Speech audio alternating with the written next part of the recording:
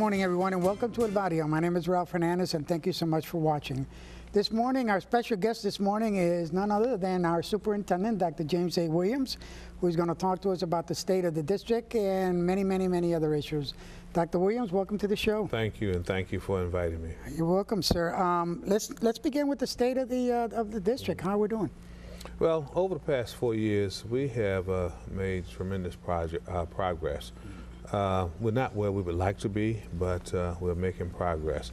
But right now, the major challenge is the fiscal side of the house.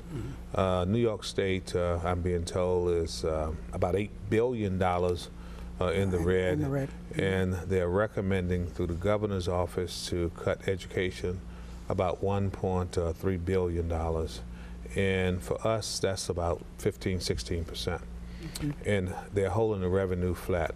Now, we're very fortunate to have a fund balance that we have been able to generate over the past 5 years. And we have asked the board to use $15 million of the fund balance to offset the deficit. So using that, that'll reduce it from $50 million down to $35 million. Okay.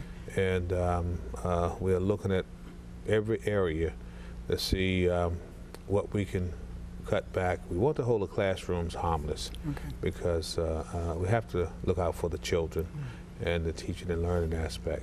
But we're waiting to see what the legislators are going to do because they have not presented their budget at this time. It's a different challenge than what we've been dealing with the past 4 or 5 years because we, as you know, have been able to balance the budget 4 years in a row. And you've done that without laying off any classroom teachers. That is correct. That is correct. You know, and in fact, we've even had some increases in we have increased our staff and teachers about 250 new teachers in our system. Yeah, so it's a total. It's a much different approach. Now, the plan, the superintendent's academic plan, responsible for the annual yearly progress that we've made. Talk to us a little bit about Well, it's the plan plus the teachers and the administrators and the support staff. You can have the best plan in the world, but if the teachers are not buying into it, the support staff and administrators, it's not a good plan. So, but we're very fortunate that we were able to get strong support from our labor unions and working together in order to increase the teaching and learning. We were able to extend the school day by 1 hour, and we extended the school year by 20 days with extended learning opportunities and smaller classes and direct instruction. So that component is going very well, and we want to maintain that, hopefully, even with the fiscal crisis, not to have to touch those schools that are making great progress. We can say, or the district can say that we have 12 schools. We have 12 schools less in probation than we did 3 years ago under the comprehensive plan. So we've taken 12 schools out of what they call off the CERT list. CERT list, schools on the registration review, and now we're performing relatively decent, and we hope to pick up some speed with those schools as well. Yes, we want to continue the work, and those are the schools where we have the longer school day, longer school year, smaller classes, because we believe that the most challenged schools we should put additional resources in. Correct. And that component is going very well, and we were able to work out an agreement with our collective bargaining unit to do the longer school day and the longer school year, and we're in our 3rd year with that. Right. Now, I know that the emphasis for the first 5 years that because it's been 5 years since you've been here. Yeah, my 5th year. Yeah, the emphasis has always been pre-K to 8, and now that we're those grades are starting to move into the high school areas, it's starting to pay dividends because we're starting to see more graduation rates and a little less dropout rates and so forth. Tell us about that. Yes, we're focusing on the high schools now, and we have 7 high schools that are doing exceptionally well, and we have 4 high schools with challenges. And as the students are moving through the system, we're sending better students to high school now. And we're working with our high school teachers and administrators to address those issues. One thing I want the community to keep in mind, we have criteria schools where you test in 7 of our schools you test in. Right. Then what's left?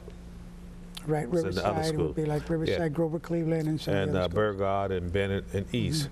So I'm just very pleased with how our teachers and administrators and support staff are working with the population that they are getting. And it's a challenge for them, but we're making progress in those areas. Our graduation rate went up 12%, and we're not beating the drums and we're doing outstanding, but we're doing better this year than we were last year.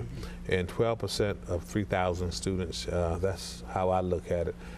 You have 200 or 300 more students that are moving forward in a positive way. Now, one of the challenges that we have in the district, and I like your views on this, is that is our truancy rate. We have chronic truancy in many of our high schools. What are your thoughts on that?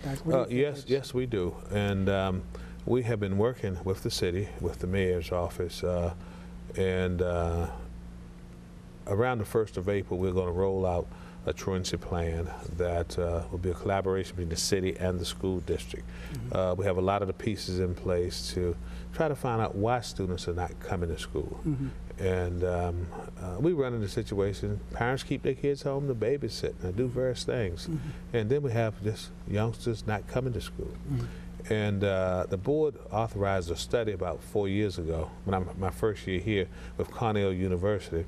And what we found out, the relationship between teachers and students was not a good relationship. And we've been working on that with PBIS and with Diane Kozo and Will Caresta's office, and we're hoping to improve in that area. Now, when you first got here, I know that one of your first initiatives was to ask the board to eliminate social promotion. Are you comfortable to date with that decision? Yes, we are. Okay. Because, see, if you're not prepared to move forward, you have to go to our extended learning opportunity, the summer school program. Right. Because we found out that a large percentage of our students were being moved through the system and were not prepared to read. Right. And when they get to high school, that's it. It's over. That's what we are trying to eliminate, and that's where the dropout rate. A large percentage of our dropouts because they can't read. But another problem I would love for this state to address will be the Regents exams. There was something in the paper a couple of weeks ago about the Regents exams, but one size should not be for every student.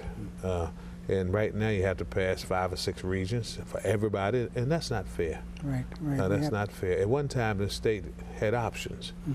And he had choices, and we need to move back to that. There were vocational diplomas and all that. We need to move back to that because we still need plumbers, electricians, people in construction in those areas. What we're going to do is we're going to take a short break, and then when we come back, we're going to talk about the Race to the Top money and some of the regulations that are coming down the pipe by the state in order for us to be eligible for that money. And we're going to talk to Dr. Williams about how he sees that whole Race to the Top situation developing. We'll be right back.